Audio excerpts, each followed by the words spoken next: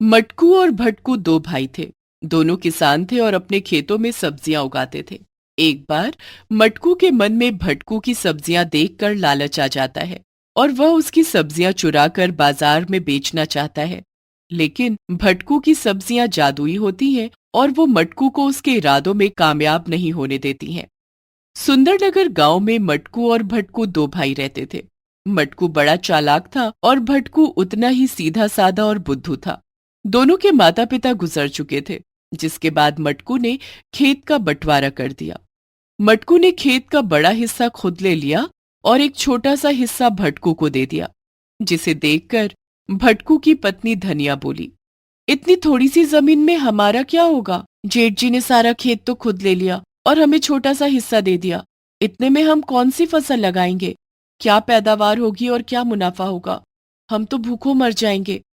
मटकू भैया ने कहा है कि वो मुझसे बड़े हैं और बुद्धिमान भी, इसलिए वो खेती ज्यादा अच्छे से कर पाएंगे।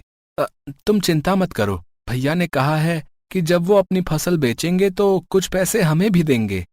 मुझे नहीं लगता कि जेठ जी हमें कुछ देने वाले हैं। तुमने उनकी बात मानी ही क्यों?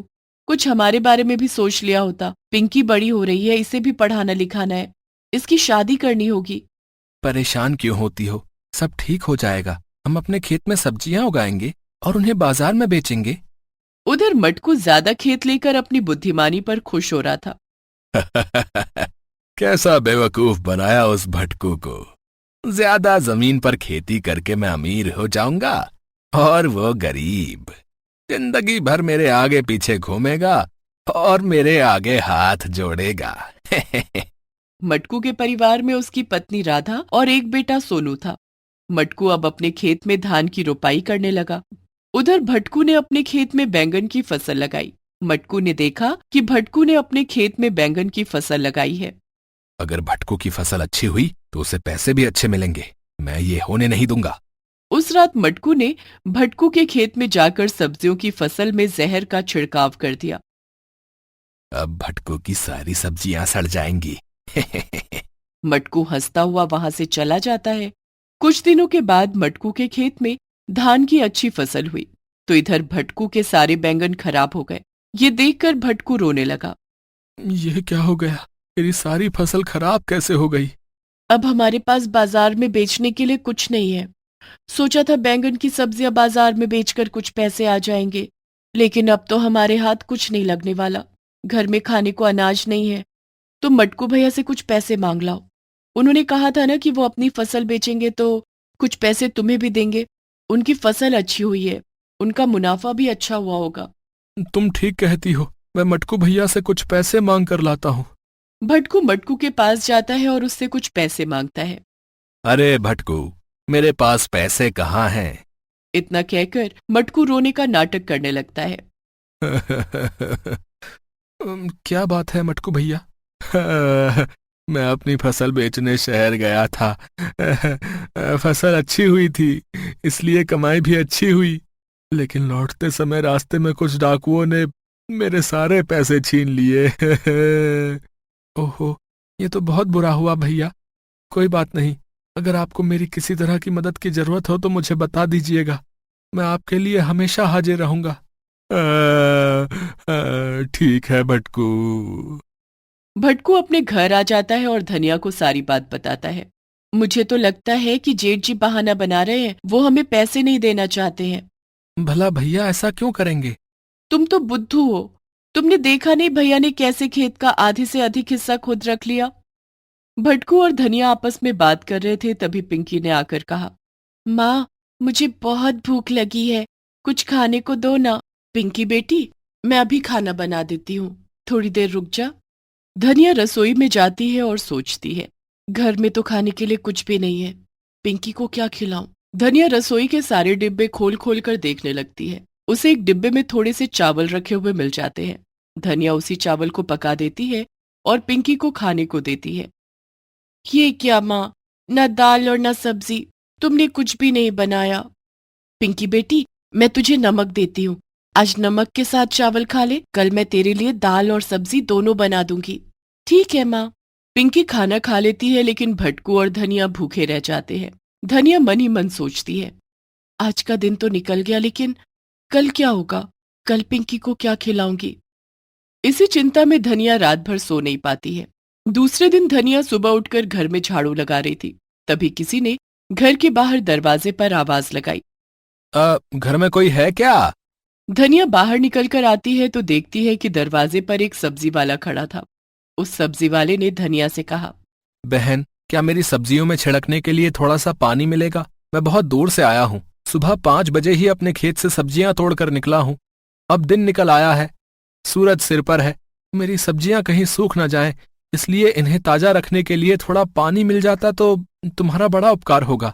हाँ भैया, क्यों नहीं, आप रुको, मैं अभी पानी लेकर आती हूँ। धनिया एक लोटे में पानी लेकर आती है और उन सब्जियों पर छिड़क देती है और उस सब्जी वाले को भी पानी पीने के लिए देती है। तुम्हारा बहुत बहुत धन्यवाद बहन। तुम ये कुछ परवल, लौकी और करेले रख लो। नहीं भैया, मैं इन्हें नहीं ले सकती। क्यों नहीं ले सकती? इसके बदले में देने के लिए मेरे पास पैसे नहीं है। पैसे देने की कोई जरूरत नहीं है। ये एक भाई की तरफ से बहन के लिए उपहार है। ये सब जादुई सब्जियां हैं। जादुई सब्जियां? हाँ, इन सब्जियों के बीजों को निकाल लेना, फिर इनका जादू देखना। अच्छा, अब मैं चलता हूँ। सब्जी वाला चला जाता है। धनिया उन सब्जियों को लेकर भटकू के पास जाती है और उसे सारी बात बताती है। अब क्या ये सब्जियां वाकई में जादुई हैं? उस सब्जी वाले भैया ने कहा है कि इन सब्जियों में से बीज निकाल लेना, फिर इनका जादू देखना। ठीक है, ऐसा ही करते हैं। धनिया रसोई से चाकू लेकर आती है और वो उन सब्जियों को काट कर उनसे बीज अलग करती है। धनिया ने जैसे ही उन सब्जियों से बीज अलग किए, एक एक बीज फौरन हरी सब्जी बन गया। धनिया और भटकू का घर सब्जियों से भर गया। बीज से बनी सब्जियों को काटने पर उनसे निकले बीज भी फौरन सब्जी बन गए। इस तरह धनिया और भटकू एक ही दिन में ढेर सारी सब्जियों के मालिक बन गए। ये तो चमत्कार हो गया। ये तो सचमुच में जादुई सब्जियां हैं। अब हमें खेत में फसल उगाने की कोई जरूरत नहीं पड़ेगी। भटकू और धनिया दोनों उन सब्जियों को लेकर गांव में बेचने निकलते हैं, लेकिन मटकू उन्हें सब्जियां बेचते हुए देख लेता है। अरे, भटको के पास इतनी सारी सब्जियां कैसे आईं? मैंने तो इसकी फसल खराब कर दी थी। भटकू के पास ढेर सारी सब्जियां देखकर मटकू को बहुत गुस्सा आ जाता है। आज रात इसके घर में जाकर देखूंगा कि इतनी सारी सब्जियां ये लाया कहां से। इधर भटकू और धनिया सारी सब्जियां बेच देते हैं और पैसे लेकर घर आ जाते हैं। उस दिन धनिया ने खाने में दाल और सब्जी भी बनाई और तीनों ने मिलकर खाना खाया। रात में सोने से पहले भटकू और धनिया हरी सब्जियों में से उनके बीज निकालते हैं और एक एक बीज फौरन हरी सब्जी में बदल जाता है। लेकिन ये सब मटकू खिड़की के पीछे छिपकर देख रहा था। अच्छा, तो भटको के पास जादुई सब्जियां हैं। मटकू सबके सोने का इंतजार करने लगता है। जब भटकू और धनिया सो जाते हैं तो मटकू चुपके से उनके घर में घुस जाता है और सारी जादुई सब्जियों को चुराने लगता है।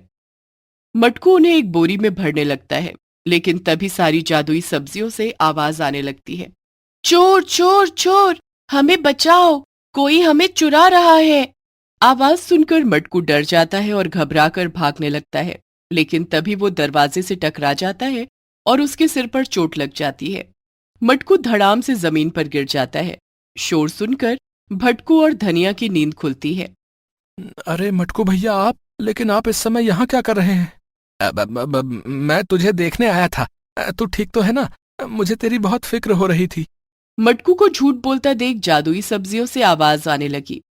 परवल बोली, ये झूठ बोल रहा है, ये झूठा है। हाँ हाँ, ये झूठा है, ये चोर है। यह हमें चुराने आया था। ये देखो, इसके पास बोरी भी है। इसने हमें बोरी में भर लिया था और चुरा कर भागने वाला था। मटकू सब्जियों को इस तरह से इंसानों की तरह बोलता हुआ देखकर डर गया। नहीं नहीं, मैं चोर नहीं हूँ। तो क्या हम सब झूठ बोल रही हैं? रुक, तुझे अभी मजा चखाते हैं। सभी सब्जियां एक एक करके मटकू के ऊपर पत्थर की तरह बरसने लगी और उसकी पिटाई करने लगी। मुझे माफ कर दो, मुझे माफ कर दो। तुम सब सच बोल रही हो। मैं तुम्हें चुराने आया था। माफी हमसे नहीं, भटकू से मांगो। तुमने उसके साथ धोखा किया है। तुम्हें भटकू को उसके हिस्से का खेत देना होगा, तभी हम तुम्हें छोड़ेंगे, नहीं तो तुम्हारी पिटाई करते रहेंगे। मैं भटकू को उसके हिस्से का खेत दे दूंगा। अब तो मुझे छोड़ दो। इतना सुनते ही सभी जादुई सब्जियां शांत हो गईं और मटकू अपने घर चला गया। दूसरे दिन मटकू ने भटकू को उसके हिस्से का खेत दे दिया, जिस पर भटकू खेती करने लगा। जादुई सब्जियां अब भी भटकू के घर में रहती और रोज अपने बीज से हरी सब्जियां बनाकर भटकू को दे देती, जिससे भटकू और उसके परिवार की गरीबी दूर हो गई।